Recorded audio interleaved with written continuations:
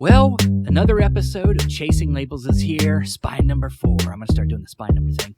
I'm Stephen Billings, and with me, as always, is Mr. Andrew Cabral. How you doing, man? Doing good. Glad to be back on another episode. We are on number 4, or spine number 4, getting super meta with it. Yes. And yeah, can't believe we're back again after 2 weeks. Feels like I was just here talking to you. We're always talking about this off camera, so it does feel That like is also true. Yeah, that's what we do. But tons of announcements, Arrow's throwing some crazy stuff at us, Imprint, we got some other little labels going to throw stuff. And we also got a guest this week, our first guest. Yes. And without further ado, he does the Criterion Now podcast. He's done a lot of other things. I'm going to let him explain it. Mr. Aaron West. How you doing, man? Hey, Stephen. Hey, Andrew. Thanks for having me. I'm very honored to be your first guest. I love what you're doing here, and it's thanks for choosing me. As you mentioned, I have a podcast called Criterion Now, but I'm a media fiend. I have in the other room, I think at last count, it's like 3,000 discs. It's crazy. Yeah. And I've watched like pretty much all of them. Well, you're doing better. You're doing better than me. That's a lie. No, it's maybe 2/3 if I'm lucky. I haven't counted yet, but so we have Criterion Now, which is part of Criterion Cast, and we had a previous podcast called Criterion Close Up. So I just checked the other day. We've been podcasting for 6 years. It's crazy, yeah, but love it, and yeah, looking at the what's been released. I just love talking about physical media, so just thrilled to be here. Yeah, we at the core of everything we do, we love the movies, of course, but it's these little boxes we hold in our hands that we get obsessed with, and for different reasons more than others. I mean, I honestly, I was talking with Andrew about this. I kind of wanted to put together a questionnaire for all our guests. Maybe if you come on again, we'll have one for you. But I really would like to have like a questionnaire for all my guests about like little things like, how many movies are in their collection, or why do you pick what you pick, and things like that. So maybe next time, if you come on again, we'll throw a questionnaire at you. But favorite color is blue. Oh, okay. Oh, that was going to definitely Actually, teal. I know about that. Yeah. Criterion reference, guys. If you don't know that one. That's a deep cut. Yeah, that's a deep cut. If you go back, the episode I did on his podcast, I did a song. It was about the Barnes & Noble sale. I think this was 2018. Yeah, I think we had a contest, if I remember. Yeah, Dice K was the other one that won. Yeah. Oh, okay, yeah. Dice K, of course, Dice K is fantastic, but he's awesome. Yours was the fun. If there was like a funniest, but it was also just catchy too. I put a lot into it. I put a lot into it. It's because I was actually recording in a recording studio. That's why I won. No. I went a little bit too far with it, but it's okay. It was awesome. Yeah, thank you. All right, well, let's not waste too much time. We got a lot of stuff to get into, a lot of announcements. And Andrew, do you want to get us going? Where do we want to start, Stephen? Because there's a lot to start with. Well, let's start with we got Second Sight. Second Sight is a UK label. They have got a couple interesting tidbits here I want to throw out. They just announced that they're going to do a 4K for the Jennifer Kent film, The Babadook. It's going to come out June 21st. And if you don't know about this film, it's about a widower who she is having a hard time dealing with the death of her husband and dealing with her young son. And I don't want to give away too much about all the elements of it, but it's a film I really love. What do you guys? Aaron, you like this film? I love this film. It's also Australian horror. I think that's worth pointing out. And yeah, kind of. I don't want to get into where it goes, but it's a really innovative way to explore a character's psyche, and I think it'll really pop in 4K. So I tempted to get it. Second Sight does great work. I just bought a few from them, and they have really thick packaging, really good-looking work. So looking forward to all of theirs. As we call them, bricks. Bricks, yes, for one movie. Yeah. So some of the I'm sorry, Andrew. What did you think? You like the Babadook, right? I'm assuming. Oh yeah, I remember when it came out. I can't believe 2014 is when it came out. It doesn't feel that long ago. No, yeah. I'll be honest with you. Yeah, a wonderful existential horror, which I really like. Kind of art house horror, non-traditional horror, which I also really like. And yeah, it's coming out. It's not exactly a cheap, import, but it is coming out June 21st, like Steven said. And for tech stuff, it's getting a new 4K master. But I would think that it would still look pretty good for a movie that came out 7 years ago. It is going to be in HDR10, and we're talking all pretty much mostly new special features. Audio commentary by Alexander Heller Nicholas and Josh Nelson. This Is My House interview with actor Essie Davis. The Sister interview with actor Haley McElhaney. Don't Let It In interview with producer Christina Satan, or it's not Satan, Caton. Wow. Conjuring Nightmares new interview with producer Christian Moliere. Shaping Darkness interview with editor Simon Najou. If It's in the Name or in the Look, new interview with production designer Alex Holmes. New The Bookmaker, new interview with book designer Alexander Juhas. Yes, that sounds good. Yeah, Babadook! Exclamation I like point. how you said that. Yeah, you have to say it. Yeah. Interview with composer Jed Kurzel, and then Monster Jennifer Kent's original short film, which I'm assuming that it was based on. They call him Mr. Babadook, the making of featurette. There's No Place Like Home, creating the new house featurette.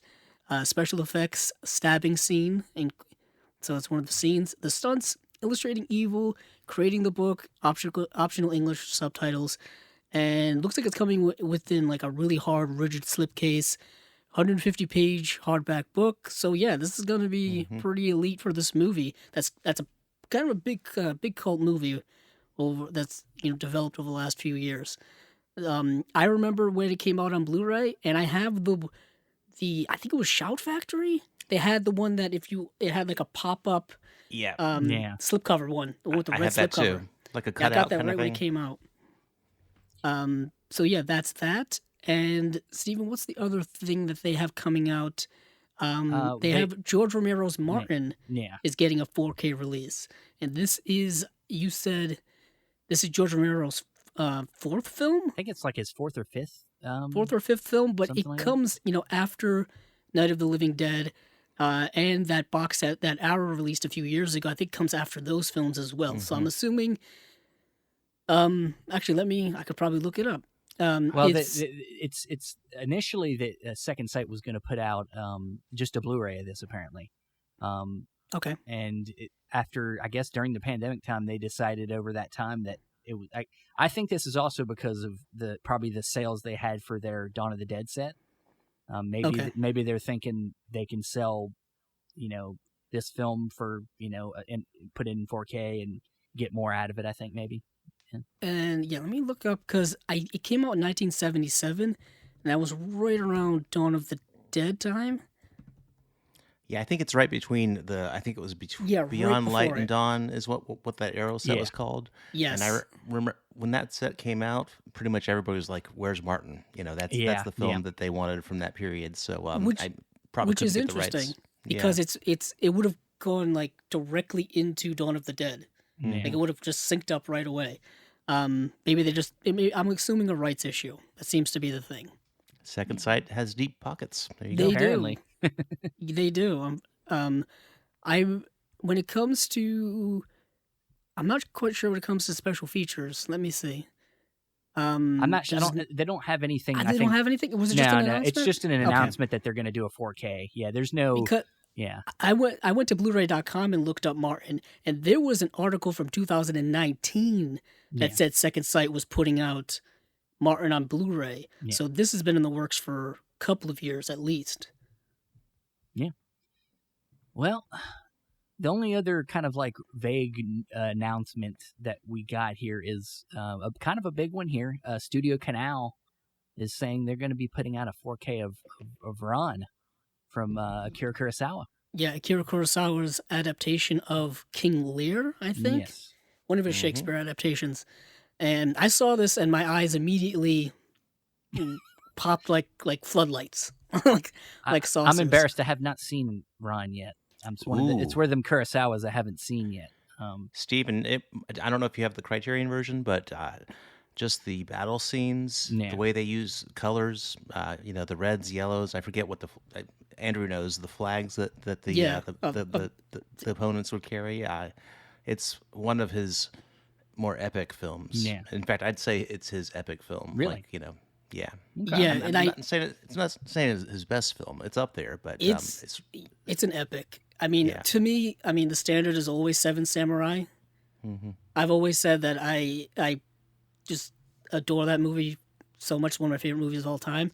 But Rand is right up there, and what's just amazing about it, just like you said, the colors. And I know that this has gotten a 4K restoration within the last few years, so I'm assuming that it's going to be based off of that. Yeah. And I think it's only coming out in a few places because Studio Canal really doesn't release stuff here. I still think that Lionsgate owns the U.S. rights releases to Studio Canal stuff. I just have that feeling because I have the old Rand Blu-ray from 2010 that was put out by Lionsgate and through their Studio Canal collection, like imprint, not really an imprint, but it's and I think this is coming out not through Second Sight, but it's coming out, like you said, Studio Canal. And I saw this, I think it's coming out in Australia and the UK, I think are two Okay. places. Or no, I think it was France. Was it France? I think it's France. I always get the covers confused with one another. Well, It was if it's European 4K, covers. You can play it anywhere anyway. So. Yeah, it won't You know matter. what? Yeah. You're right. Yeah. It won't matter. It absolutely won't matter when it comes to region. Do we think this is going to come somewhere in the U.S. though? I mean, do we think Criterion might get the rights back to put this out? I mean, So great question, Andrew. I don't know if you followed the saga, but over the last couple of years, Criterion has started releasing Studio Canal films again. A big one was in the Fellini set. Got some back there. Army of Shadows, Pierre LeFou, whole bunch of them. So I think they're slowly coming back, but also other labels have bid on them. Some of the smaller movies, but I would think that Criterion, if they were willing to pony up the dollars, they would. The thing is, Criterion is not doing 4K, and I don't think they're going to anytime soon. No. Yeah, I don't see it happening anytime soon. I did look. It does say, it is Australia and France. Okay. So it's coming out in those two places. I guess whichever one is cheaper to import, I guess is the one you probably want to go with. But I'm assuming it's the same transfers. It's not Australia, I can tell you that. I'm betting against Australia. Oh, in terms of pricing, yeah, probably well, not. It's rough. Traveling Probably time. But yeah, I did notice that when it comes to Criterion getting the rights back to some of their stuff that went out of print years ago. I'm still hoping for the Third Man. Give me that Third Man, Well, I mean, 4K remaster that they've done over the last couple of years. I'm hoping they get that back. we're seeing a lot of team ups though a lot lately. You see Kino teaming up with a lot of other, like companies are teaming up to put releases out too. I'm not sure if that's something Criterion would do, but yeah, I mean we can only hope, I guess. We'll see. Either way, if the movie's out there, that's the most important thing. Yeah, and I'm kind of getting tired of everybody putting out their own versions of the same movie. But we're gonna get into that pretty soon, I guess. Yeah, yeah. The re-releases of the same movie through different labels. Well, I'm just But all right. So now getting into some kind of more official announcements here. We're gonna start with Eureka. They had a couple kind of reissues of some things that are now in kind of standard editions, but we'll let you look them up. We'll look at the couple of new releases they got coming out. The first one we got here is The Millionaire's Express, and it's going to be limited to 3,000 copies. This is a Hong Kong film that is directed by Samyo Hung. He's also an actor. He's done a lot of stuff with Jackie Chan, and we'll get more into that later because some of the other stuff we got in the next couple labels involve Sammo Hung too. But this is it looks like kind of like an adventure, kind of heisty kind of movie, a western, and it's going to have 4 versions of the film on 2 Blu-rays. So I didn't know there was going to be this many cuts. I've never heard. I mean, there's not a lot of movies with this many cuts of the same movie. I mean, unless you're talking about Dawn of the Dead, has tons of cuts. But it's going to be in a 2K restoration. It's going to have a limited edition slipcover. It's got reversible poster, some original art, and it's tons of damn brand new commentaries. It's a long list here, so we got a lot of stuff to talk about. But yeah, there's a lot here. Yeah, there's a lot to talk about. So I'll let you guys look it up. But anybody know about this film at all? No. All right. I not much, but I just grabbed a stack. Actually, interesting. We're on video, so the podcasters can't see it. But I just grabbed a stack of Eurekas that are all Asian films. They had a sale with mostly kung fu films. So Iron Monkey, City Hunter, Fate of Lee Khan. So they're really getting into Asian films and especially martial arts films. I don't know if this is a martial arts film. It could be. It probably has some elements, I would assume, yeah. Action of some sort. And the other one I grabbed is Second Sight, Revenge. Oh, so yes. That's what the brick looks like. Yes. Oh, nice. That's nice. Awesome. A lot of Eureka's been doing, because we talked about it before. I've been getting all the Jackie Chan stuff from 88 Films, and Eureka's also put out a couple releases of his too. But, a few, I think. Yeah, they did. I think the Police Story, and they did the Project A, and Drunken Master, I think. Yeah, they did Drunken Master. They did Wheels on Wheels. Mm-hmm. And I think there might be one or two other ones, but they've been getting a lot into Asian cinema. So, but the other release they have here is a film called Wild Search, and it's directed by Ringo Lam, which he's going to kind of connect to our 88 Films talk here in a second. But this stars Chow Yun-fat, and we know him. He's done a lot of great films in America too. But this is from 1989, and it's part of a sort of like an unofficial trilogy of sorts. With the director. He also did a movie called Full Contact with Chow Yun-fat, and City on Fire, which I have a release of that. It's a really good crime film. But this didn't have much in the sense of special features here. It looks like just a limited edition slipcover. It has a 1080p presentation on Blu-ray, high definition transfer from original film elements, and we have a original Cantonese audio with optional English subtitles and brand new feature-length audio commentary by Asian film expert Frank DeJang from New York Asian Film Festival, and archival interviews, and looks like it's limited to 2,000 copies. So anybody seen anything about this film? The only thing I can see here is in the description that I'm reading. It says it's a loose reimagining of Peter Weir's 1985 film Witness, which starred Harrison Ford, and I think it's the only time Harrison Ford's ever been nominated for an Oscar. So that's interesting. I didn't know that. I didn't read that far down. But cool. I don't know if there's any. I guess whatever their version of the Amish is is in this movie. I don't know. But is there going to be a barn raising scene in Witness? Who knows? Who knows? But I'll do like you did in the last episode. It comes out the same year I was born, 1989. 1987. So, I was born 1989, so it came out that year.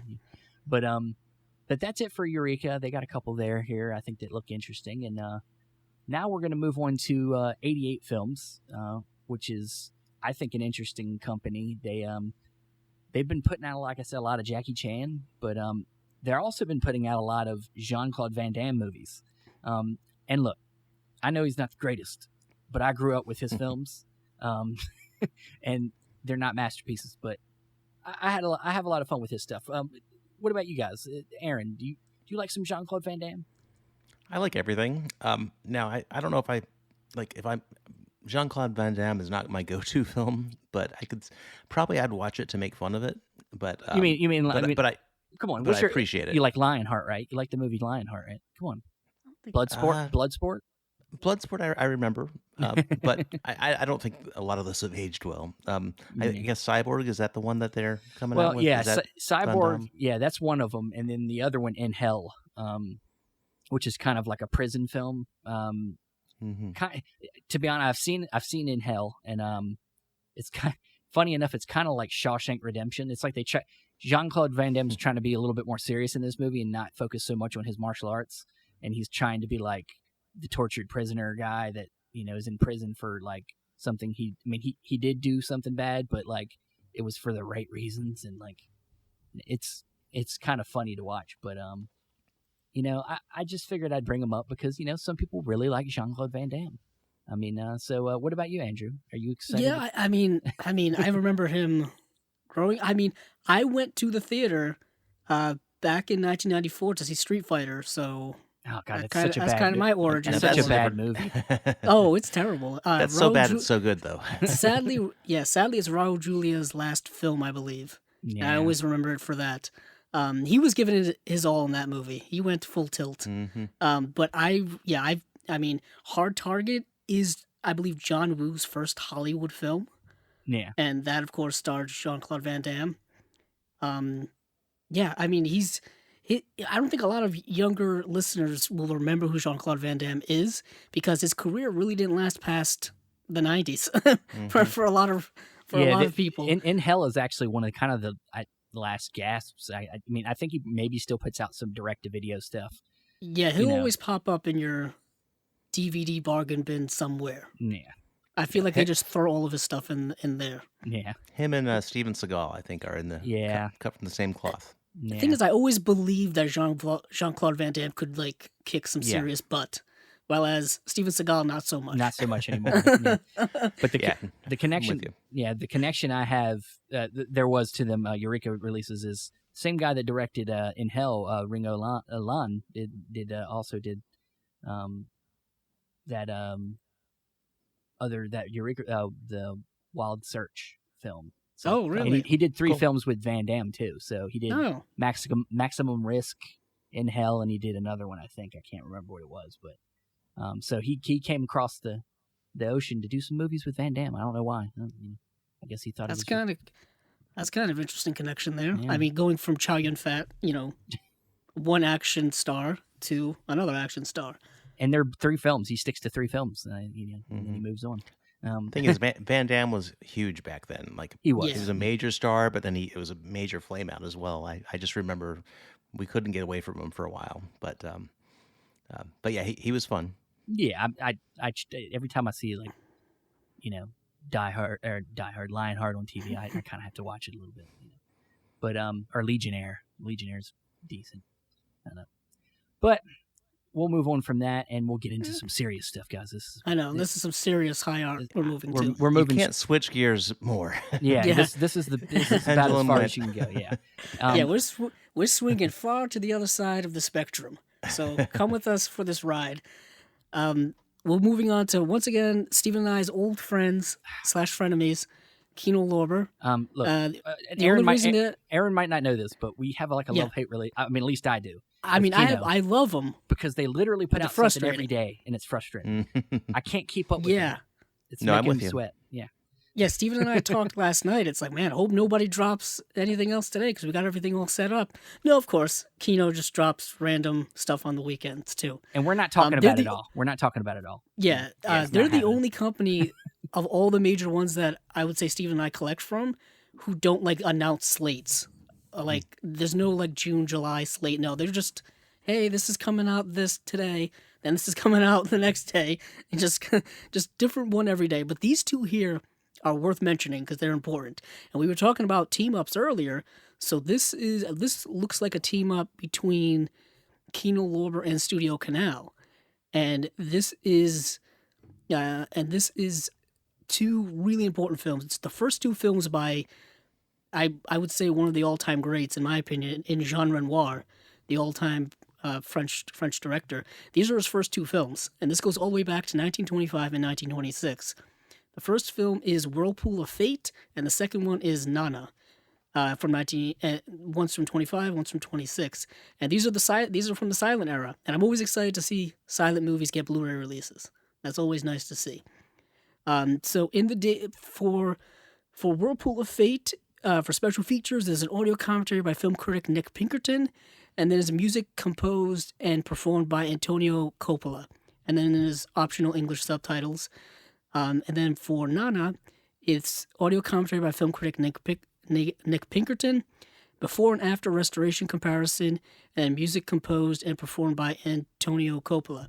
And what's kind of important about mentioning music composed is for a lot of the silent era, the original soundtracks are gone.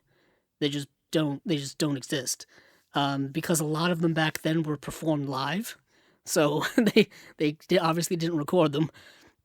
So those are two really important, and there's no real details when it comes to restorations, but I assume that they have to be good. Looks like new 4K restorations. Oh, you see new 4K restorations? At least for Whirlpool of Fate, I think.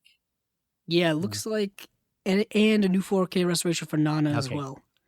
Yeah, of course they didn't list that in the special features, but in the paragraph describing the movie. Yeah, I've always been a fan of genre noir. When I first started collecting Criterion's, Rules of the Game was one of the first ones I think I ever bought, because on every single must-have Criterion list, I think Rules of the Game is on it. Yeah. I mean, it just seems to be that way. And of course, The Grand Illusion is another one of just an all-time, I think, masterpiece of a film. I was once watching an interview with Orson Welles, where he said, the greatest film of all time is The Grand Illusion, The Grand Illusion, and The Grand Illusion. He said La Grande Illusion, which is the French term because, he was an intellectual. But yeah, so I'm just super excited about this. Yeah, what do you think, Aaron? So I think you know this, Stephen, that I'm kind of a Renoir scholar in a way. Mm-hmm. So I've seen both these. We did a very extensive. In fact, I have them in DVD from this really old slate. Actually, I'm sorry. I think Whirlpool, I believe, is not on there. So they're kind of a mixed bag. His silent work, they're okay. It's really when 1931.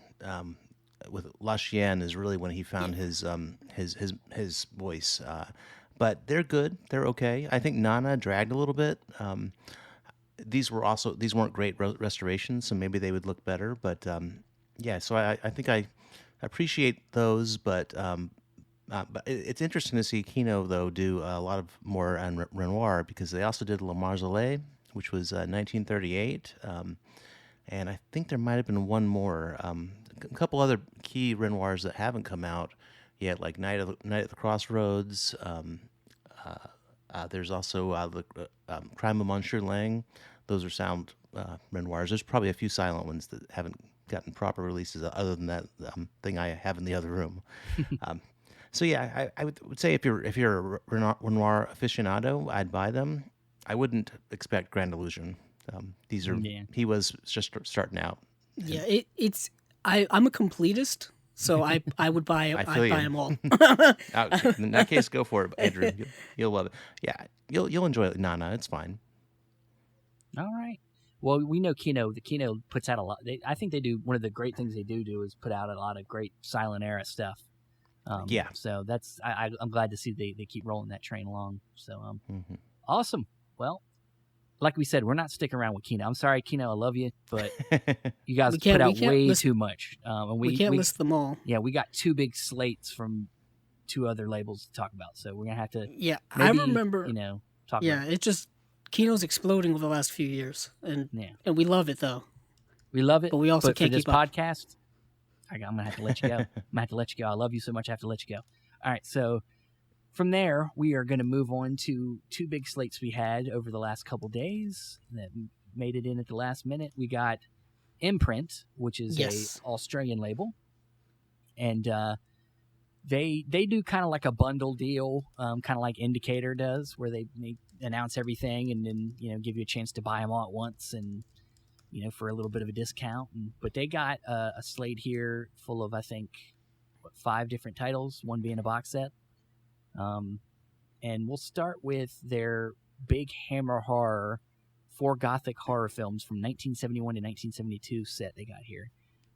It includes films The Countess, Dracula from 1971. It has Hands of the Ripper from 1971. And we have Twins of Evil and Vampire Circus. These are all amazing titles. And it looks like you got a lot of new special features from each of these. I mean, I don't think we really want to go through all of them, do we? Yeah, there's a lot there. Yeah, there's a lot here. I'll say this: there's also a documentary called "Flesh and Blood: The Hammer Heritage of Horror Documentary." Yes, which is a nice little thing to add in there too, because I'm always fascinated with the history of Hammer and specifically Hammer horror. And I just love that we're just getting so much Hammer horror on Blu-ray over the last few years. Aaron, you got anything to say about this release? Yeah, so Hammer horror, of course, Arrow. There's a lot of great Hammer. I don't know that they've gotten all their major horror releases though. So yeah, Imprint's new to me, and I haven't tried them yet. So I don't really know how good they are. It looks like they're kind of trying to be the Australian Indicator. Maybe? We were literally saying that before this podcast. Okay. I was like, dude, it's like their format, like the way they release their things with limited things and then standard editions, and then even the types of films they're putting out, like film noir sets and Hammer sets, and it's like, yeah, I mean, yeah, they're even numbered as well. Yeah, I mean, numbering is not exactly a new thing, but they are. What is?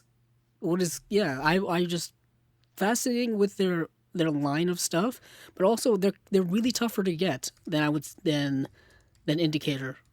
At least for me, I've had trouble just finding their titles availability, and pricing is pretty expensive as well. I think that's the deciding factor.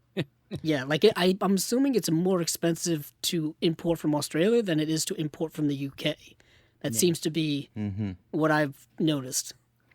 I don't know, because we're in pandemic COVID time, if that's the reason, or if that's just the way it's always been. But I never remember it being this expensive to import stuff.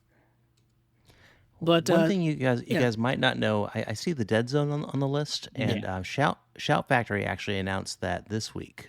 So I don't know that you. Yeah, we talked about that on our last episode. Oh, you did.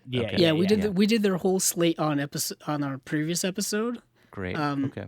And it's actually that's a good segue, pretty damn good segue, because I might as well talk about their Dead Zone release, because this is another film which it's getting like different releases from different places. Dude, this is gonna be Crash all over again. Maybe even worse than Crash, because I was just looking up.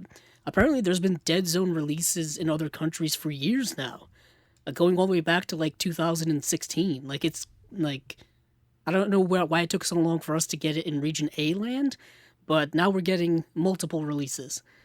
So their Dead Zone release. I think there's rumors that Arrow might even be putting out a release, possibly of this too, which would make sense because they just did the same thing with Crash. So, yeah. Yeah, I mean, if they there's plenty of Cronenberg to go around, I guess.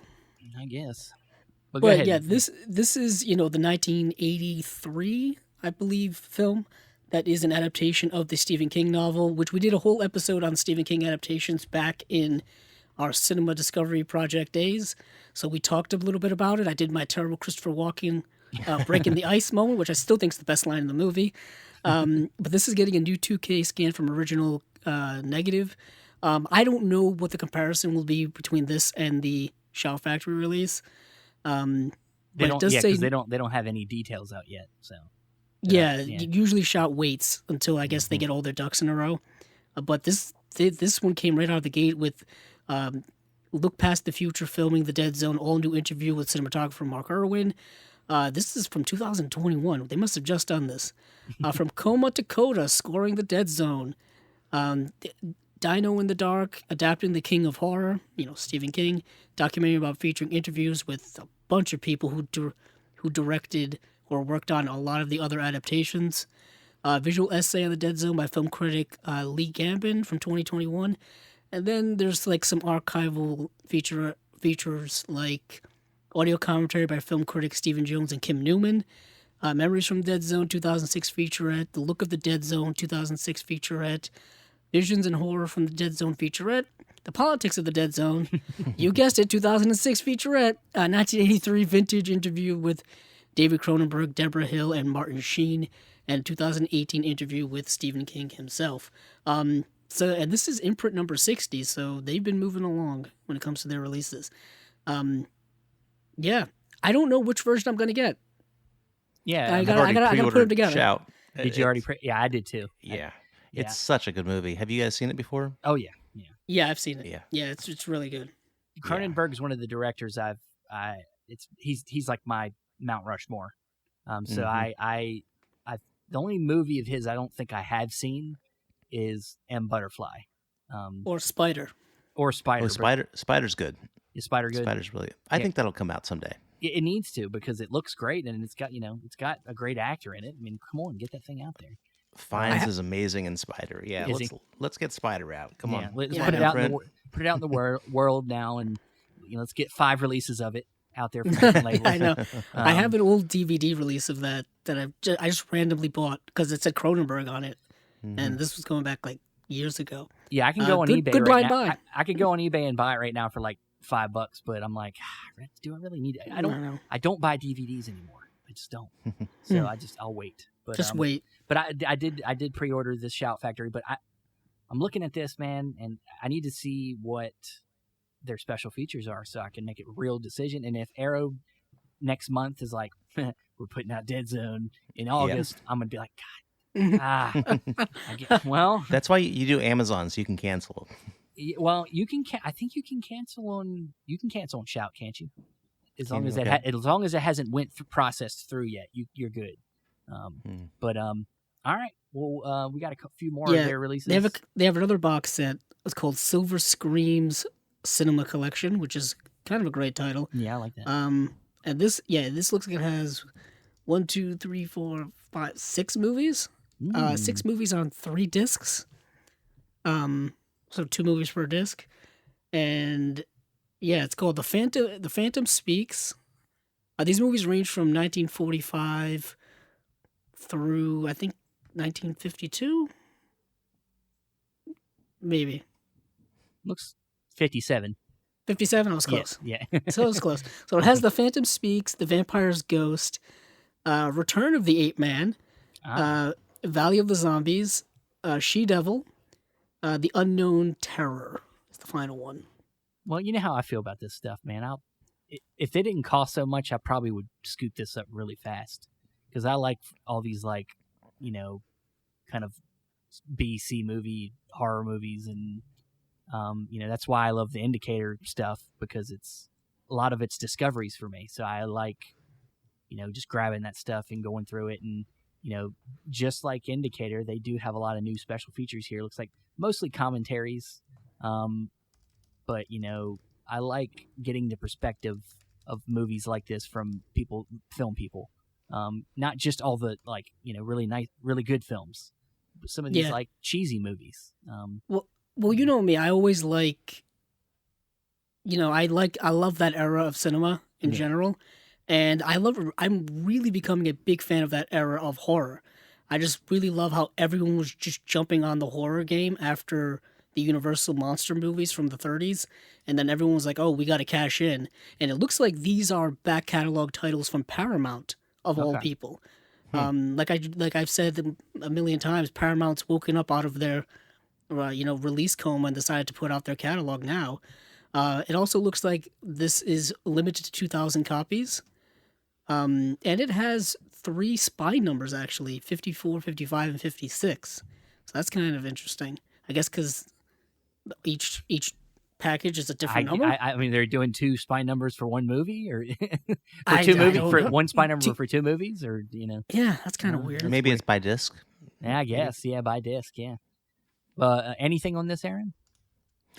No, not Yeah. so much. It kind of feels like what Arrow did with American Horror Project. Yeah, just yeah. Get a few and throw them in a box. They found something somewhere, and they were like, you know what? Let's just put this out.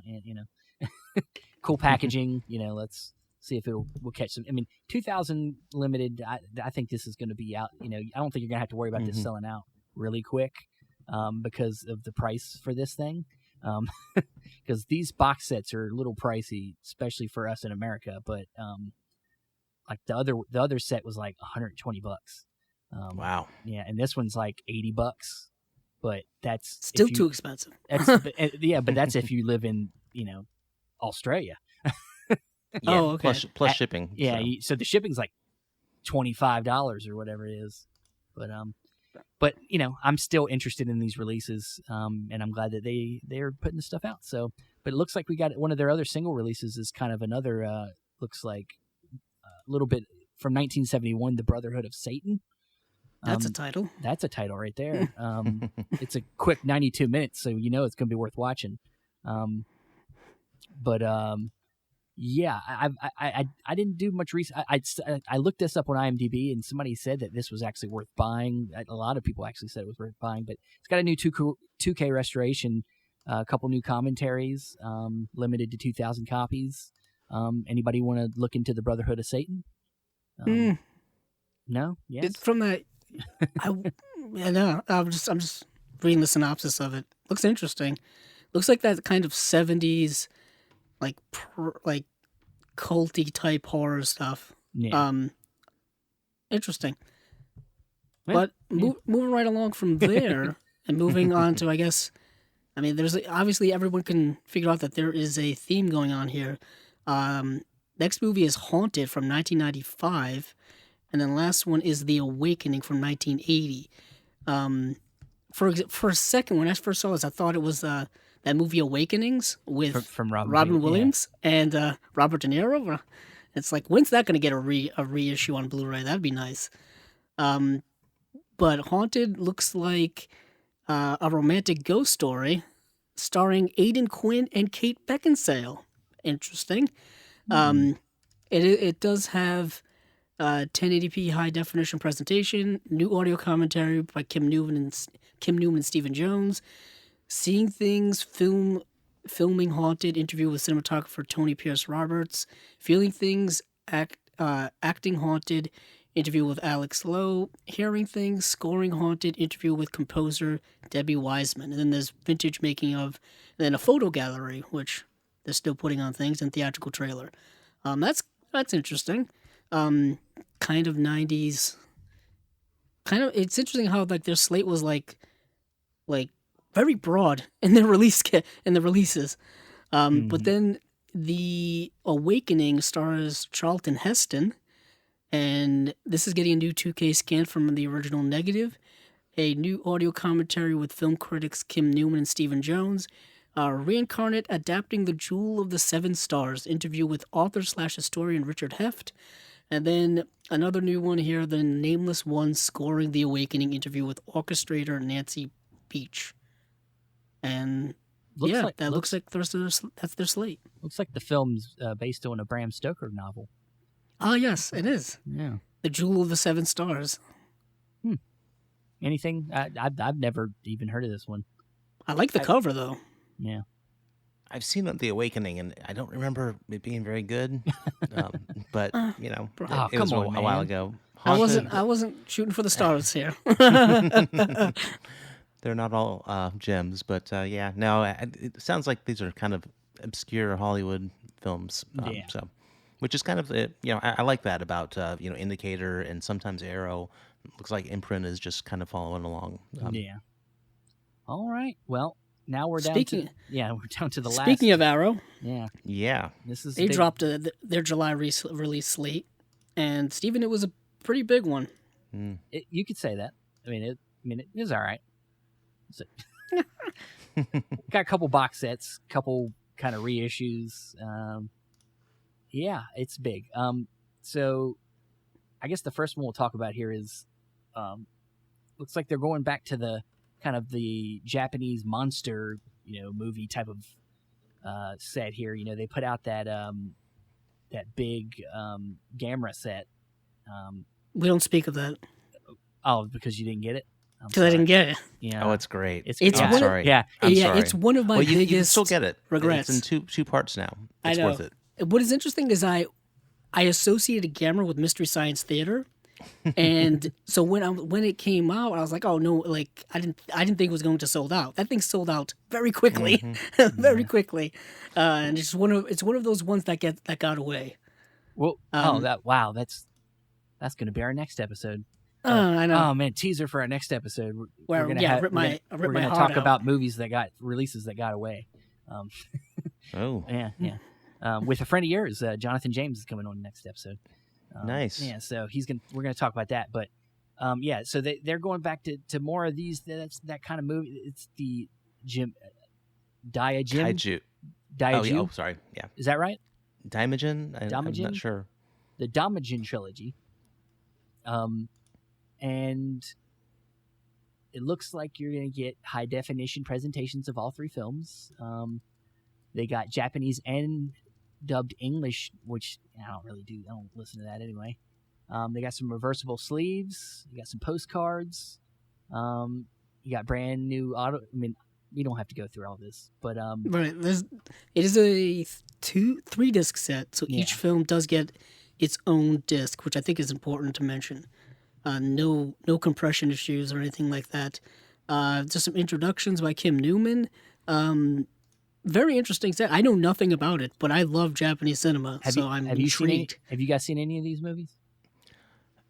No, but one thing I've learned about these kaiju films, so as it happens, I actually have a kaiju episode that I did with Dave Eves that I'm editing over the weekend, and that's coming out soon. So we did a deep dive into these types of films. I think this one, I don't know if it's really big monsters or big robots, but man, I just eat this stuff up. Love this stuff. And as a matter of fact, I told you, Stephen, I was watching MST3K. I watched Gamera today, MST3K, which is like the best of both worlds. So, yeah.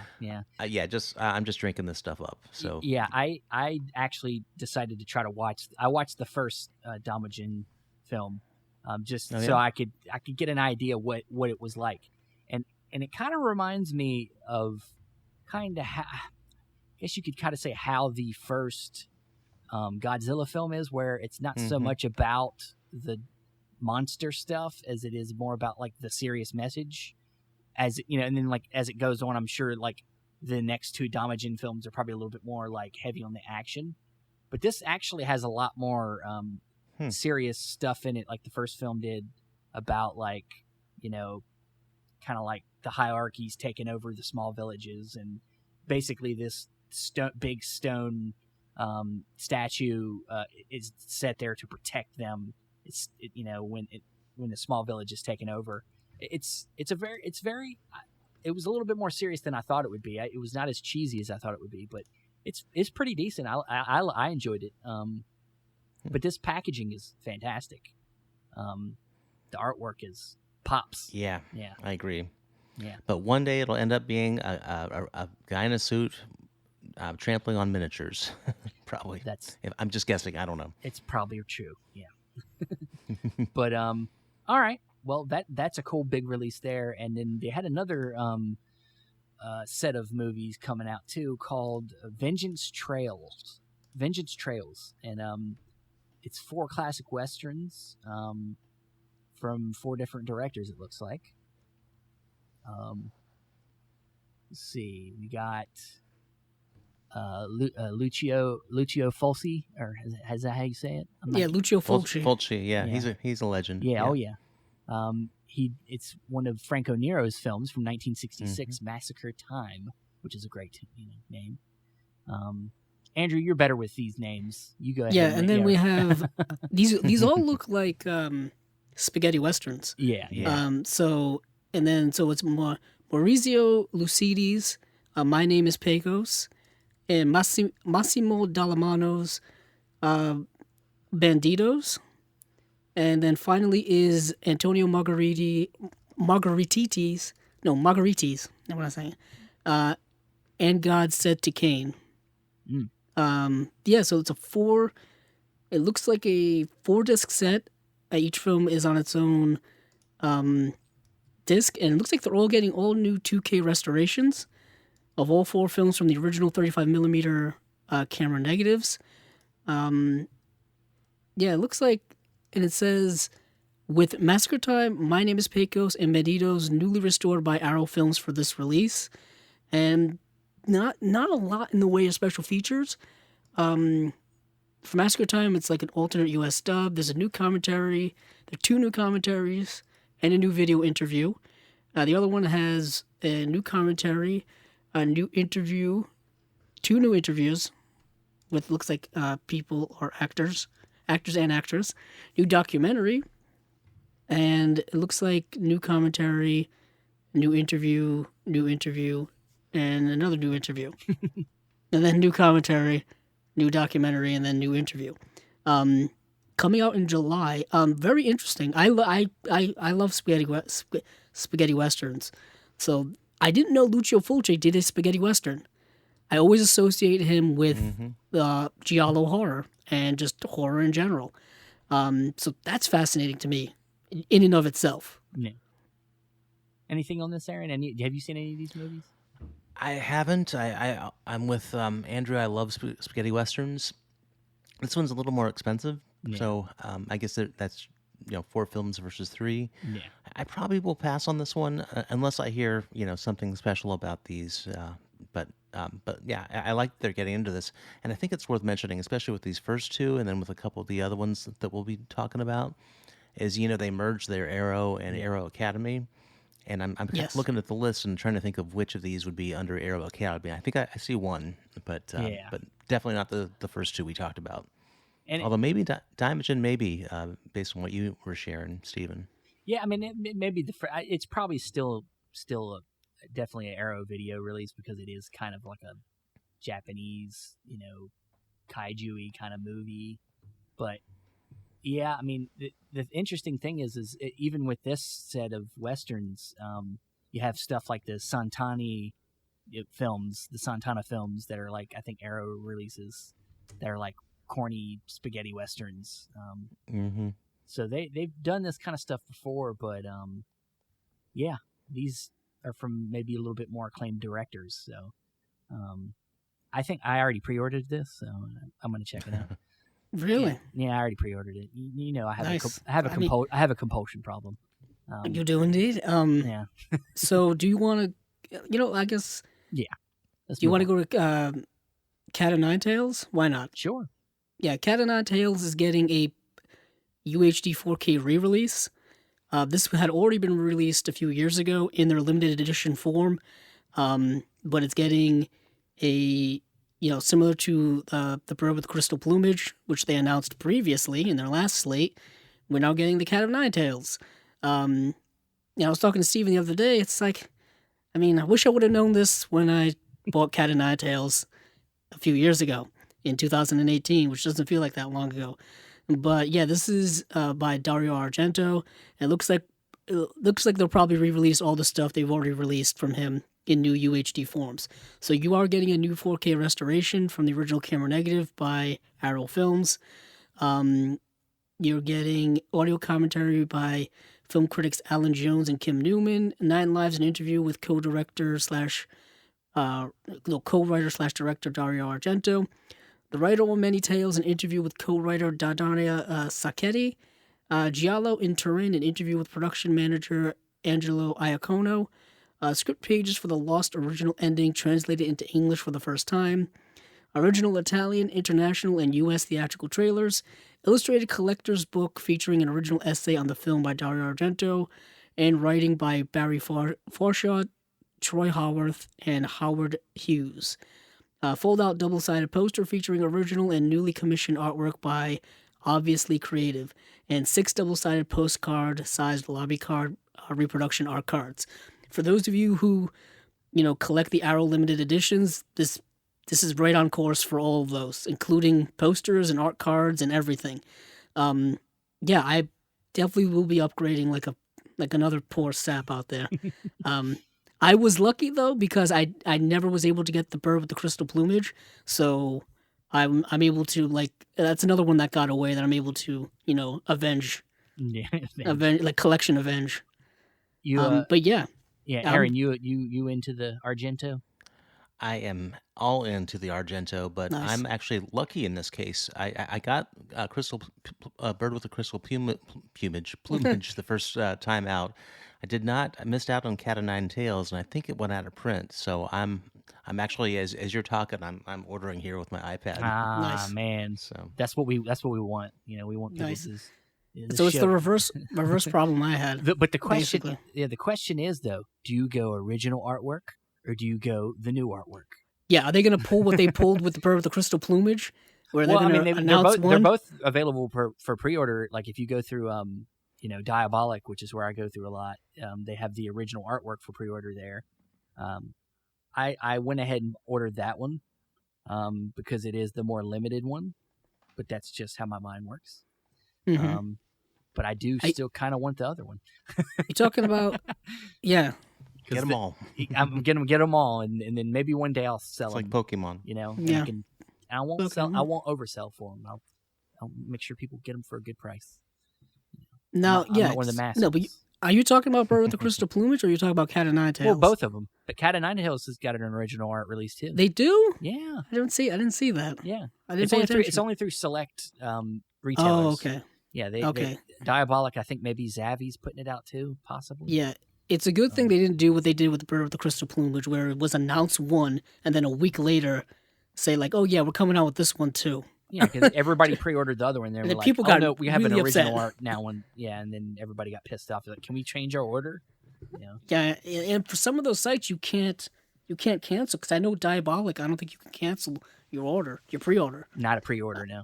No, so it's like, I guess, yeah, they'd have to change it on you. But yeah, I want to get all the Argento stuff I can, and I missed out on a couple of other ones like Deep Red. I never got.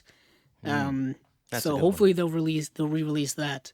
Yeah, I got that one. That's the only one I got the limited edition of. I did get the other two on standard editions, but I'm gonna upgrade them. So, but cool. Anything else on Argento? We're gonna keep getting Argento. You think 4K red, a deep red, 4K? Anything else? Seems like that's the direction they're going. So yeah. All right. Well, the next one here, this was to me the big surprise was this release was Tony Scott's True Romance getting a 4K, and it isn't just one release of it. They're putting it out in different forms. They got they got the Steelbook coming out in the U.S. They got like a regular Blu-ray coming out in the U.S. with a rigid hardback, and then they got a different version coming out in the U.K. that's a Blu-ray with different artwork, Blu-ray and a 4K. So, which one are you guys going to get? I already got the UK 4K one coming to me. So same. Yeah, that's the one I just, as of 2 minutes ago. Yeah. I'm horribly indecisive, so I don't know. Yeah, you'll wait till the last minute, and then it'll be I'll out, wait till the last minute, and then you'll be crying about it on an episode. Like I was telling Steven to talk about Bird with the Crystal Plumage. I was still trying to find that original art work release one, and forgot that it was limited to 1,500. So that thing is long gone, long gone. Yeah, I mean, when I saw this announcement, I was super excited because I have that US Blu-ray edition that came out years ago, which I keep forgetting that I have. I have it somewhere, but this is going to be a massive upgrade. Yeah, just a complete massive upgrade. Like you said, there's multiple options in terms of which one you want to get. Yeah, it's got a new 4K restoration for both the theatrical and director's cuts from the original camera negatives by Arrow Film. It's a limited edition packaging with reversible sleeve. We got a 60-page perfect bound collector's booklet. And we got double-sided poster. We got 6 double-sided postcards. We have tons of audio commentaries. We got Tony Scott, Quentin Tarantino. We got one with Christian Slater and Patricia Arquette. We got one from critic Tim Lucas. And then we got selected scene commentaries with star Sal Rubinek. You got ones with Dennis Hopper, Val Kilmer, Brad Pitt, Michael Rappaport. I mean, and then new interviews. It's stacked. It's tons of stuff. Bunch of new interviews. Even the booklet, like you said, I think you said 60-page booklet. Yeah. Even has, I'm reading here, the 60-page booklet has Edgar Wright's 2012 eulogy for Tony Scott, who tragically, passed away. I remember when that was breaking news. Tony Scott, I've always found to be a very underrated director. Everyone seems to, gravitate towards Ridley Scott a lot, but I think there's been a lot of championing of Tony Scott's work since his passing, which is really nice. He did that movie. What is it? The Hunger. Yes. The vampire. I think that was his Yeah. first film. And he did Man on Fire. It was really good. Oh, I love Man of. Yeah, I love that. I love a lot. I mean, some of them are a little bit more style over substance, but I mean, they're still fun movies. I mean, I really like a lot of his Denzel stuff. Yeah, he always had a distinct look to his movies, very kinetic. Like Deja Vu was Yeah. very interesting. He did work okay. with Denzel a Denzel, lot. yeah. Well, Steven, you love Crimson Tide. Of course, it's like my So favorite. that was Tony it's one of Scott, my yeah. favorite movies. I mean, And how can you forget Top Gun too? I mean, Yeah. you can. Highway to the Danger Zone. I mean, I'll be honest. I'm one of the Dive ones that into the doesn't like. danger I don't zone. like that movie that much. I'm one of What the is- crazy ones. What is interesting is I believe he was working on the sequel, or there was Probably. rumors of him working on the sequel before he passed. But we're still getting a sequel eventually, I guess. Who Yeah, knows? it's supposed to come out. They keep pushing it. I don't know. They when keep it's coming pushing out. it. Yeah. But But yeah, I True can't Romance- wait for this release. yeah, it's a great movie. I love this movie. Yeah, I saw it when it came out, when and I remember loving it. That was in that post Tarantino. Everything Tarantino did was gold, and I still think great things about him. But I don't that early work I don't like as much as some of like the mid career, like Jackie Brown now and Glorious Bastards. Yeah. Even I like the last one he did, the Manson one, Hollywood. Once Upon a Time in Hollywood. Yeah. Once Upon a Time. Yeah, so phenomenal. Of course, he wrote this. He didn't direct Yeah. this, but I remember loving it at the time, and I'll see as a grown up if I feel the same way. Do you think But, do you think this is the best of like the movies he did like he wrote that he didn't direct? Like I'm like trying to between think of- Dusk Till Dawn and Oh yeah, well this is way better than that. Yeah. What else, didn't he do it? Wasn't there another nothing film? against that? Yeah, wasn't there Um, another one he did that he wrote? Oh, what's the one with Woody Harrelson? Natural oh. Born Killers. Yeah, Right? Which he says they changed too Oliver much. Stone. Yeah. But yeah, I'd say this is the best of the movies he didn't direct that he wrote. But awesome. Yeah, I mean, some people are having troubles with this artwork. I think it's a little cartoony, but I still kind of like it. It's definitely eye catching. But all right, we had maybe one more release. From Yeah, him? it was, Threshold. Yeah, Threshold is one I'm definitely not familiar with. No, same here. Nope, no, got nothing. Well, we'll skip that one. They also did do a reissues of their the Demon films, Demons 1 and 2 came out in like a set, and then I guess it was so popular it sold out, and now they're putting out single releases of each of them. So that was another part of the announcement. But that's it. That's it for all the announcements. I'm sweating. Are you guys sweating? It's about an hour of announcement talk. Yeah, it's kind of what we thought it was going to be. Yeah. Yeah, good month. Yeah. I'm broke.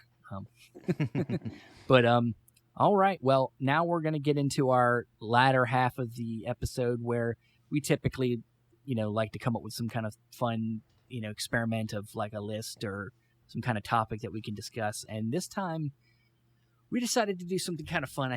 We wanted for our first guest to do something kind of creative and something we can put some thought into. I didn't get a chance to do as much thought as I'd like. I was very busy. I know, Aaron, you were saying you were very busy this week.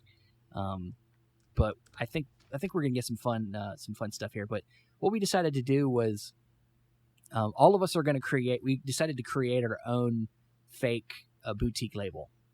So we got a name for the label, and then with that, we all chose 5 titles or 4 titles, and then the 5th title is like a box set. So like a fantasy box set of some kind. And we tried to stick. I told everybody to try to stick to like movies that are in their collections. So that, it just makes it more about, because this is a collecting podcast, so it isn't just, some random thing out there. So we did that, and I'm interested to see what you guys got. I mean, I'll be honest with you. I went for the jugular. I went a lot of like just really good movies. I would have loved to go more obscure, but I went more on the heavy side. So, but we're going to start with our guest. Guest is going to go first. We want to hear what your label name is. I'm very curious. So you're right. I did have a busy week, but I really enjoyed this project. Cool. And this is kind of the thing I just chewed on all week, thinking of ideas. And I'm bad with names though, so my film label is A. Ron's Explorations. That's good. I like that.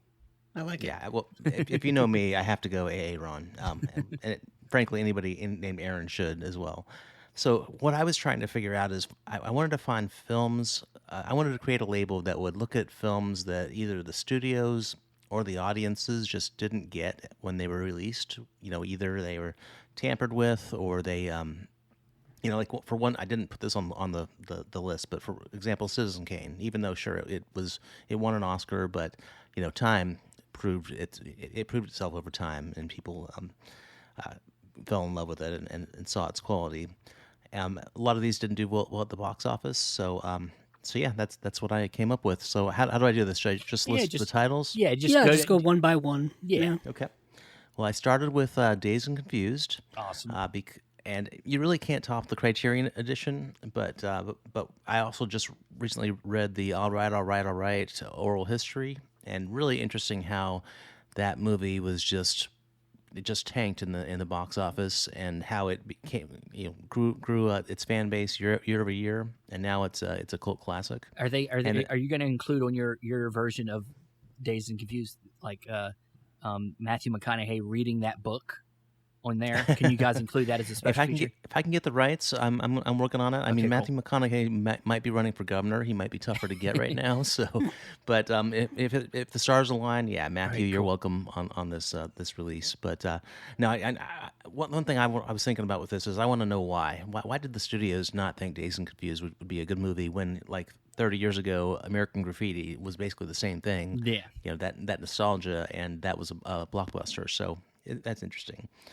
And then the second movie I chose was Night Moves by Arthur Penn. That's a kind of a neo-noir right around the time of Chinatown.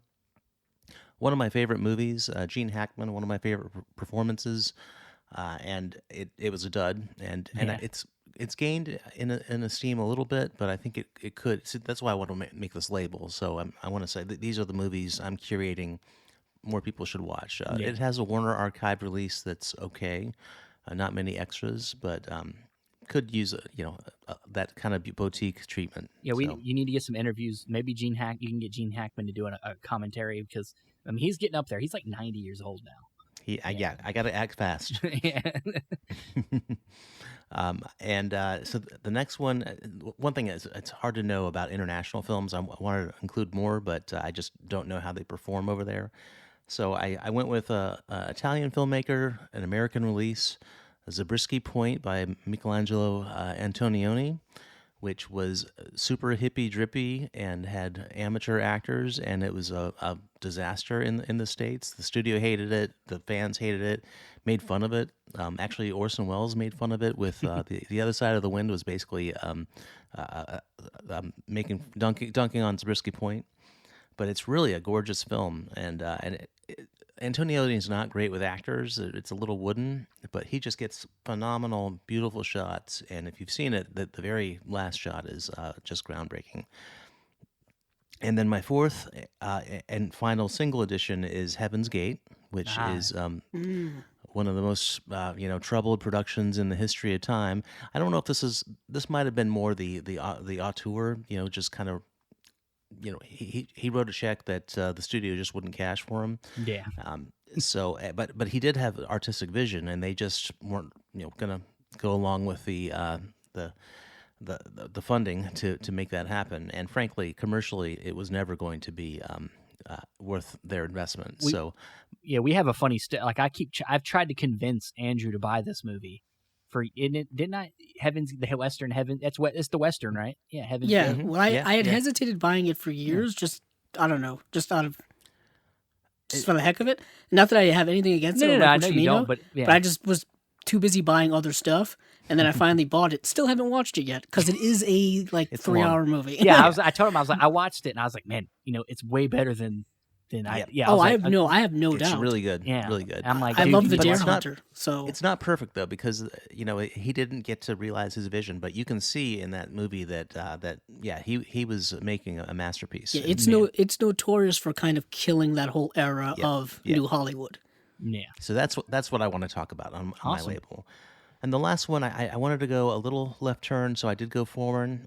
So my box set is the complete Satoshi Kon.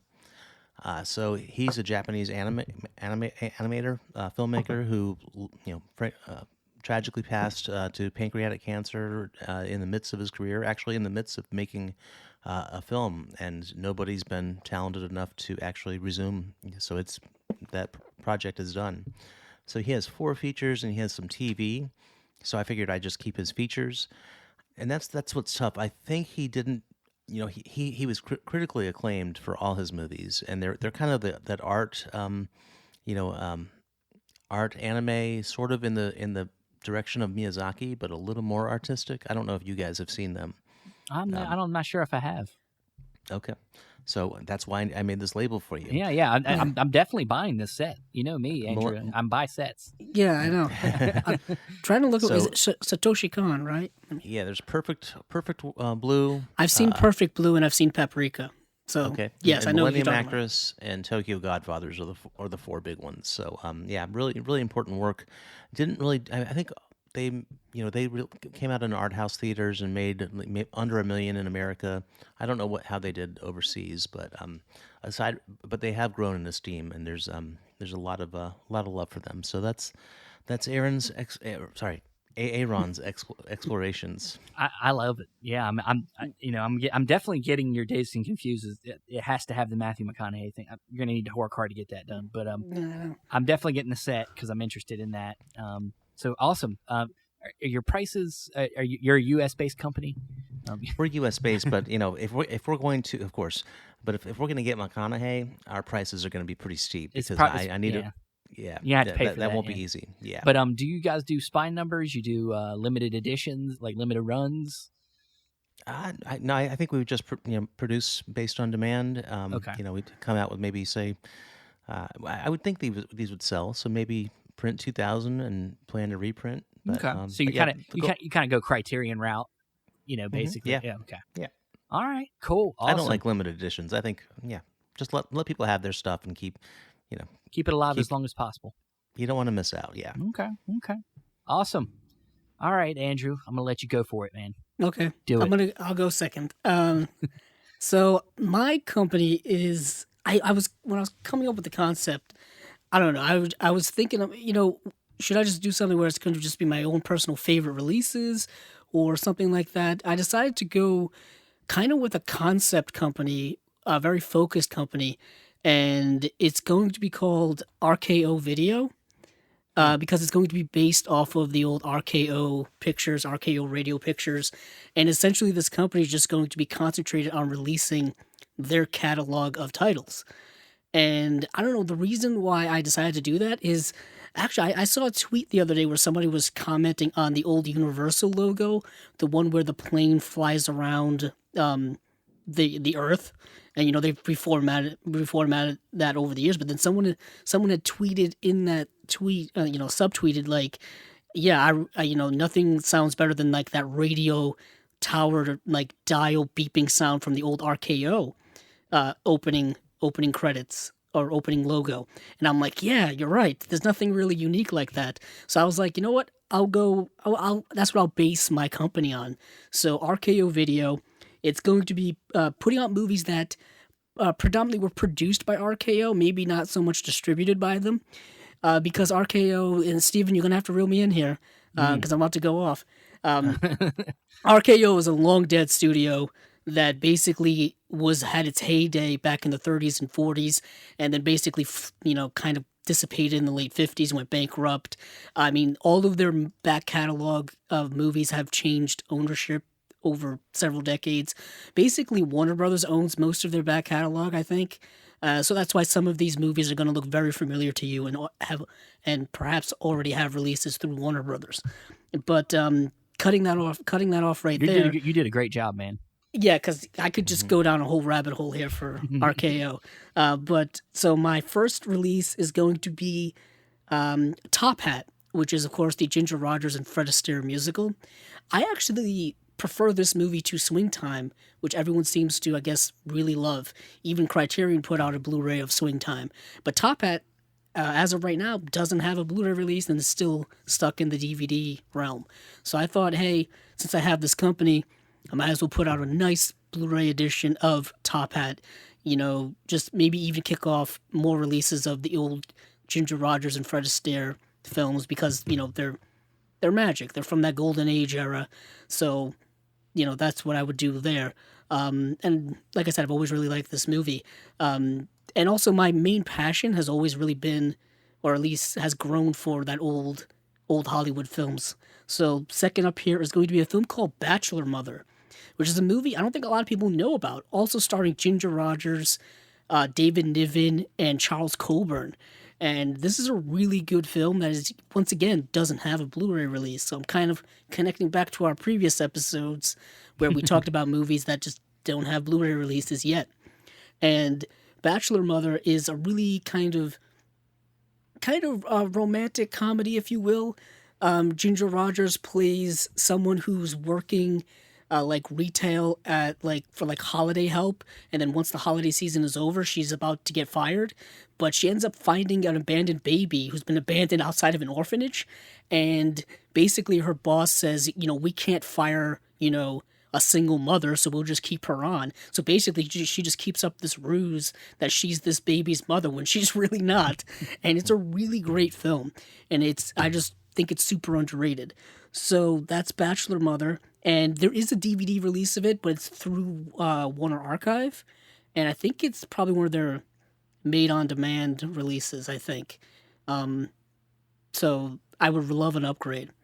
Next is The Bachelor and the Bobby Soxer, which is a Cary Grant film, and I just love Cary Grant. He's in probably my top 5 favorite all-time, maybe top 3 favorite all-time actors. One of my collecting goals is to own all of his movies, so I would love a Blu-ray release of this. They're slowly starting to put out Blu-ray releases of his work. Apparently he worked a lot with RKO back in the day. He must have been on contract with them because that's the way the studio system worked. But The Bachelor and the Bobby Soxer is this kind of great screwball comedy starring Cary Grant, Myrna Loy, and Shirley Temple. And it's one of Shirley Temple's films that she did when she was a teenager, before she kind of quit acting. And I don't know if this is a movie that'll be made today, but basically Shirley Temple becomes infatuated with Cary Grant. He's I can't remember what his profession is, but he's someone well known, and he goes and does a big talk at her school, and she becomes infatuated with him. And basically the other adults in her life are like, let's just have her play out her fantasy, and she'll get sick of it, and she'll just forget about him. But what ends up happening is Myrna Loy and Cary Grant end up developing a relationship, and it's a really fun kind of screwball comedy ensues, plus romance as well. But I would really love to see it get a Blu-ray release. It's currently on DVD. It's been in a bunch of Cary Grant, DVD sets over the years and whatnot. So that's that movie. Next up here is an Alfred Hitchcock film called Mr. and Mrs. Smith.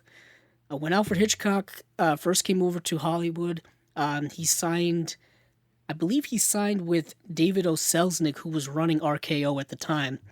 And RKO was not making a lot of money, so he was kind of selling Hitchcock out to make films for other studios, but I think Mr. and Mrs. Smith they did make at RKO.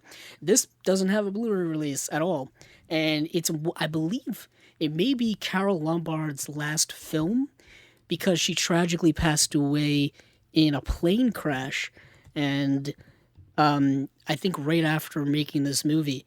And so I think it deserves a Blu-ray release for that, and I know Kino has been putting out a lot of her stuff in not 1 but 2 box sets. So actually no, her last film was To Be or Not to Be, which is that the Ernst Lubitsch film? Yes, it is. It's the Lubitsch, during the war, yeah. It is the Ernst Lubitsch film with Benny Hill. Great film. Has a Criterion release. Mm-hmm. So I really like Mr. and Mrs. Smith. It's based. It's for some reason people think that the Angelina Jolie and Brad Pitt film is a remake of this film. It is not. They just have the same title. It's not. Basically, a couple portrayed by Carole Lombard and Robert Montgomery. They're a married couple, but they realize that I think that their marriage isn't valid for some reason. And so they have to get remarried, but then they kind of reassess their relationship and they kind of like drift apart from one another. But it's done in a playful Hitchcockian way. It's not a Hitchcock film that a lot of people talk about, but I've always really liked it. Yeah, so that's that. And then for my box set, I kind of went simple, kind of went basic, not a lot of frills here. I went with an Essential RKO Blu-ray box set. So basically, if you want to really get into all of the major, films that RKO put out, this is the box set for you.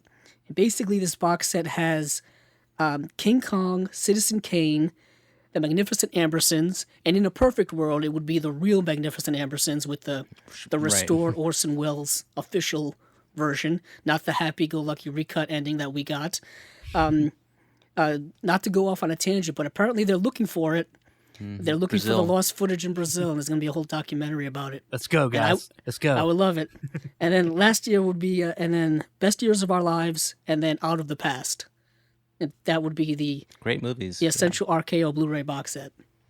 Yeah, we almost had overlap because I took Citizen Kane off my list. Yeah. I almost didn't put it on it at all, but then when I came up with that box set, I was like, I got to put it on there. Yeah, it's kind of a must. Well, I'm a huge Orson Welles fan, so I put two of his films on there just for my sake, I guess. Yeah, well, it's your label, man. Yeah, I mean, you know me, I like discovering new things. So a lot of that stuff I haven't seen and I want to see. So I'm going to be buying from you. Oh, thank you. And I would, and I was talking about like models and stuff. I don't think I would have them numbered or anything like that. Maybe limited to, I don't know, just for the sake of economics, probably 2,500 copies, maybe. Okay. I mean, granted, I think it would be kind of based off of the release, because I think Citizen Kane would sell more than like Top Hat, or King Kong would sell more than Bachelor Mother. So I think it would be based off of release, would be based off of how many copies that I would create. Yeah, essentially. Okay. All right. Well, I guess I'm last here. Save the best for last. Well, I don't know. Least. Well, that's fine. All labels are good. We like them all. So I didn't necessarily go with like, any kind of overarching theme. I kind of just picked films that mean a lot to me, or they kind of make me, when I think about cinema and why I love it, these are movies that really stand out to me. And also, so, kind of like you guys, you pick, the box set. I kind of like decided to go a little bit more extreme fantasy on it. But the name of my label is called Memory Lane. When I think about, it's kind of a sentimental title, and that's how I feel about film. I get sentimental about it when I talk about it. So the first movie I decided to put on here, and it kind of, I think, reflects a little bit of that, is a film from 1998, Afterlife, from Hirokazu Koreeda. I think this movie really blends that idea of like how life and cinema can kind of like cross over. It's about like people crossing over to the afterlife, and they need, they're like, the people in the afterlife are like, what is like your fondest memory? Well, we're gonna reshoot it like a movie, and it'll be the memory you have going into the next life. And it's got this kind of like crossover ability with cinema and in the essence of life, and I just really love that movie, and I would really put out a great set for it. I met Koreeda, so he knows me. Wow. I met him at a film festival. He probably remembers me. I'll get him to come in, and we'll do some new commentaries and stuff like that. I have to get an interpreter because I don't speak Japanese. But yeah, I mean, you guys seen this film? Actually, haven't. I Wow. think I heard it. I think I heard a rumor that it's coming to Criterion or Janus Films. I could be wrong. I heard that one Koreeda is rumored. Okay. Yeah. Well, so you're telling me I can get the rights for it now. Great. Sorry. Yeah. Well, yeah. Have you seen it, Afterlife, Andrew? I've not. Oh, jeez, guys. All I've guys seen. doing? All I've seen is Shoplifters Yeah, and Still Walking. yeah, Yeah, Because Still Walking came out from Criterion, yes. yeah, both of those are great. I've seen a couple others. I just found it. Tan Nguyen from Vietnam tweeted that he has written an essay for Criterion's release of Afterlife. So there you go. Sorry, Stephen. Jeez. You know what? I'll be a UK label when I'm putting out in the UK. All right. So, I know. 4K. yeah, I'll put a 4K out. 3 different artworks. But yes, I really love this film. I love Corietta. I would keep putting out his stuff in my titles down the road. But my second title, I wanted to go with like just a hardcore kind of like a founding fathers of like a certain genre, and that is kind of like one of the great beginnings of like the slasher genre, and that is Peeping Tom. Ooh, good one. Yeah, which has a Criterion release, really old one. I think it's like in the like 50 something. It's DVD, and that's also Studio Canal. So Yeah. So has not come back. yeah, and so this is a really great film. It's a really good psychological, getting into the mindset of somebody that's a killer. It puts you in their position, in their point of view, and a voyeur. And it's one of my favorite movies of that kind, and I just felt the need to definitely put it into my collection because it's essential. It's if you're looking for the beginnings of that genre, a lot of times people talk about like Texas Chainsaw Massacre as being kind of one of the staples, the beginnings of the slasher genre. I kind of look at this one to be kind of the more essential one. Yeah, you guys love this film. Oh yeah, yeah. Basically, this and Psycho, I think, are really what started it all. Yeah. Andrew? Oh, yeah. I mean, if you remember Once Upon a Time, we did a whole episode on it for Cinema Discovery Project. It was one of our first spotlights was Peeping Tom. Michael Powell is, I think, is an all-time director. Or he Powell just, it was just Powell. This was just Powell, but Powell and Pressburger together were pretty amazing combination of making some amazing all-time films. I think more people need to know who they were. I mean, and do to we have watch to their say stuff? I mean, the Red Shoes will be in my collection at some point. I mean, I just Yeah. But awesome. So my third title here is one that I went a little bit, even a little more modern, closer to modern day here. And I think we all will agree that this is a great film. I'm pretty sure you've seen this, Aaron. From 2017, Columbus. Great meditative film. Dealing with grief and dealing with kind of the legacy of your father, and you got John Cho in here, which I think John Cho is showing he needs to do more stuff. In the indie realm, I've always liked him, but when he started doing these like dramas and these little bit more intimate stuff, I'm really loving his work. Searching's actually pretty good for that type of movie. It's all one point of view kind of thing. And but Columbus, when that came out, me and Andrew were both like, "Where's the Blu-ray release? Where is this thing?" And finally, we waited years for it. Yeah, it felt like it, but Oscilloscope finally put it out, and I think did it have another release too, possibly.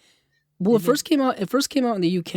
I remember we both bought that release. Yeah, because I do have two releases of it. It came out like a year after it came out. Yeah, but I really love this movie. It's such a gorgeous Kokunaga directed it. He does a lot of special feature stuff, I think, with Criterion, it's a beautiful film. I love putting this movie on. I've probably watched it maybe like 3 or 4 times now. I just like putting it on and like just looking at it. I don't even have to put on the audio. You can just watch this movie and you can kind of go with it. But it's Haley Lou Richardson's also in this film. She's really good. Yeah, Columbus. So Stephen, I was fortunate to see this movie and have a renowned architect, academic, or he taught architecture, speak about the actual buildings in Columbus that are kind of characters in their own way. Yeah. And that was fantastic. It did come out in I think Network put it out in the UK. Okay. But yeah, this is also on my short list for so far best of the century, this century. It's And really, yeah. Well, I showed it to my wife, and she loved it even more than about as much as I did. So Wow. yeah, Great. yeah. how I discovered it, there was a friend of mine who did like a top 10 of 2017, and it was his number one. And I hadn't heard of it at that point, and this was probably like early 2018.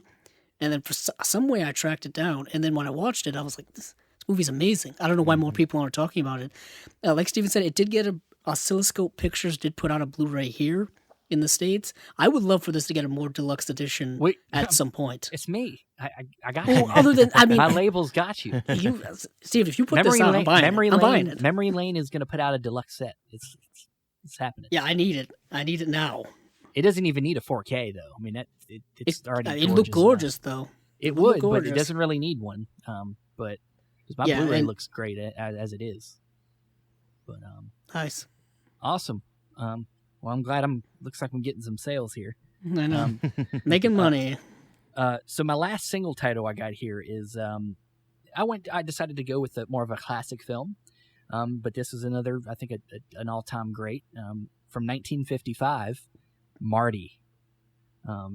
This is a film. Yeah, Ernest Borgnine's probably one of his great, maybe his best performance.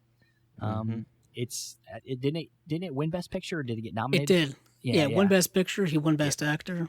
Yeah, It's an all-time classic. Yeah, it's a movie, and I know because we did it once again. We did a spotlight on this. We did.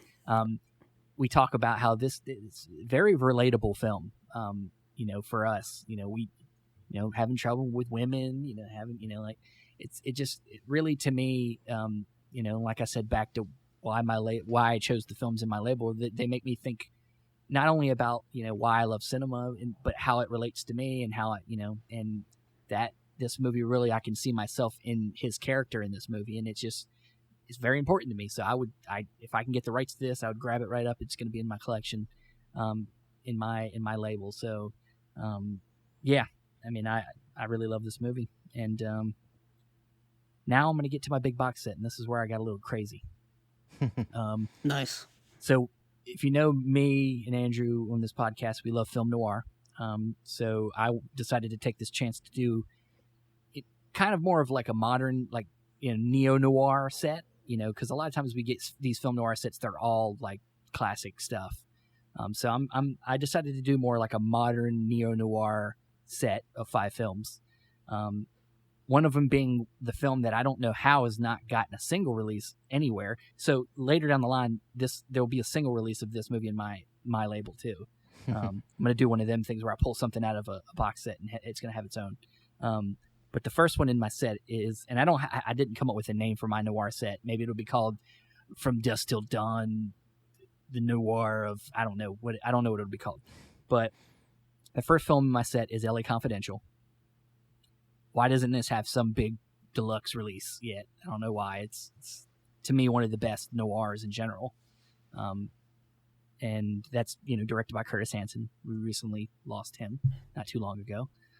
Big cast. Love that movie. Don't need to explain that movie. That movie's great. My second film in my set is Kiss Kiss Bang Bang. I think this is a really kind of like underseen one a little bit for a lot of people because, Robert Downey Jr. came back. He was Iron Man, and he did this movie like right around that time, and nobody really paid attention to it really. It stars Val Kilmer also, Michelle Monaghan, and it's directed by Shane Black, which, Shane Black's gone on. It's kind of his thing. Noirs are kind of his thing. He's done that since Lethal Weapon when he wrote them movies, and then he recently did The Nice Guys, which is kind of another neo-noir. But yeah, I mean, I really love Kiss Kiss Bang Bang. Really sharp script, a lot of great humor. The chemistry between Val Kilmer and Robert Downey Jr. is fantastic. And then the next film in my set is one that it's got an Arrow release. It's a movie it's from the Wachowskis called Bound. And this one's a great, it's kind of all one location for the most part. Most of the film's in this apartment, and it's it's kind of a lesbian story somewhat.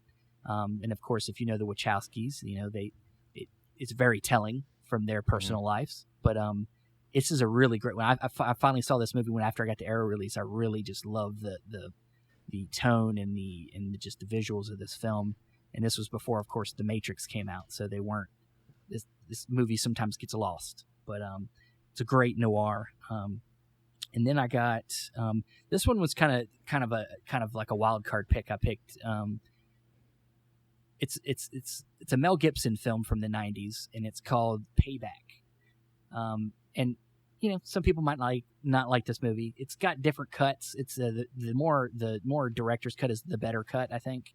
But this is kind of like a revenge story, a heist gone wrong.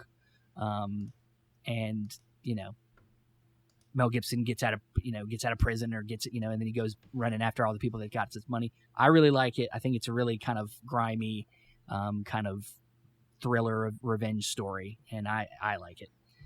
And then the last one I got on here is a movie from Sam Raimi called A Simple Plan, and it's kind of another kind of somewhat not a heist, but these group of guys find this money, and it's about how they go about deciding whether to keep it or not. And they're supposed to be friends, but they're betraying each other somewhat, and nobody's telling each other the truth. And two of them are brothers. Bill Paxton and Billy Bob Thornton play brothers, and then they have another friend of that. And so the loyalties are going back and forth. It's definitely kind of a different Sam Raimi. Have you guys seen Simple Plan before? Mm-hmm. Yeah, it's an interesting one. From Sam Raimi. He also did a baseball movie in the 90s too, and you're like, what? It's like the guy that did Evil Dead, But yeah. Anything to say about my noir sets? I like it. You like it? I like it too. Would you buy my noir set? I would buy your noir set just to get a new version of LA Confidential, because that was another spotlight that we did. And Steven and I, since as long as I've known him, we've always bemoaned how there's just this old Blu-ray release of LA Confidential, and they just re-release the same exact disc every couple of years in some new, not really great packaging. And they're like, here you go. Artwork, some terrible Photoshop artwork, and they're like, oh, here's a new release, and it's the same exact disc from, I think, the late 2000s. Yeah, it's that old of a disc. That movie desperately needs a remaster of some kind and a re-release. I don't know why. I don't know if they're waiting for some type of big anniversary or something like that. But I mean, come on. Damn, I'm gonna have to wait for 30 years anniversary to get a set. Nah, my label's gonna put it out. Good. All right. Well, if that's it, anything else to say? No? Well, it's a Warner Brothers, so I kind of don't know what they're doing with media, and so is RKO. So, but yeah, would love to see it someday. Yeah. And you, unfortunately, I even though I know you intend to put it out one day. Yeah. I forgot. I've been wanting that bound set, so I wish I had heard this piece before I placed my order 45 minutes ago. Oh, jeez. And saved on shipping. So, wow. But I'll just wait and buy it from you. Okay, good. Thank you. I'll give you a deal. I'll give you a coupon code. I'll send you a promo code. Thanks, man. All right.